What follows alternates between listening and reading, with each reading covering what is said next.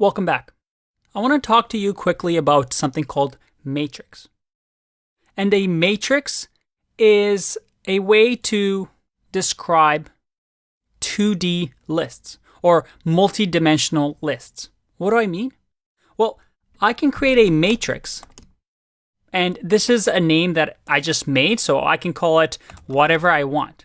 But usually these are called matrix in programming. And it looks something like this. It's an array with another array inside of it. So let's say, for example, I have 1, 2, 3 here, and then another array, 1, or let's do 2, 4, 6, and then another array, 7, 8, 9. What's happening here? Well, it's a two-dimensional array. We have the main array, and then we have sub-arrays. 3 arrays to be exact. Now, why is this useful? And by the way, this is two-dimensional, but we can have multiple ones. For example, we can have another array inside of this array. But why is this important?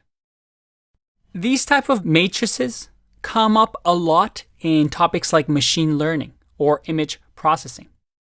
For example, a computer doesn't really know what a photo of a dog is. The only thing it understands is zeros and ones. So a lot of photos, for example, let's say we had a very simple photograph of a giant X, maybe this letter X. Well, a computer can understand an image based on pixels on the screen. So maybe we can have 0, 1, 0, 1, 0, 0, or sorry, 1 here, 0 here, and then 1. And right now, a computer can look at this. And if this represented, let's say, a tiny little pixel here, or maybe a pixel here on my screen, the computer is going to say, oh, there's a 1 here, so that means I should make this green in this corner, then dark here, then green, then dark, green, dark, green, dark, green. And a computer is able to draw, let's say, an X. And this is a simple example. And using matrices, we can do a lot of these heavy calculations. And that's how computers work underneath the hood when, let's say, for example, it's trying to display something. But the reason I wanted to talk about this here is when you want to access a multi-dimensional list, well, you would do something like this. Let's say matrix access the first item in the matrix, which in this case will be this first array because it's the first item. And then let's say we want to access the 0 in here, or let's change this to 5.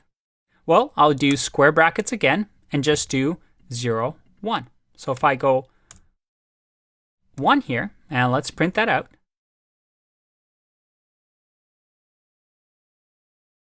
And I click run, I get 5.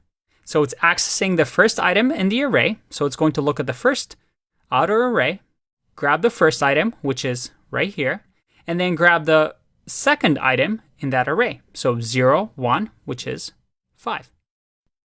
And you can keep doing this. If you had multi-dimensional arrays, you can keep adding, keep adding, keep adding to access that information from an array or list. But remember, in Python, we want to use the term list. I'll see you in the next one. Bye-bye.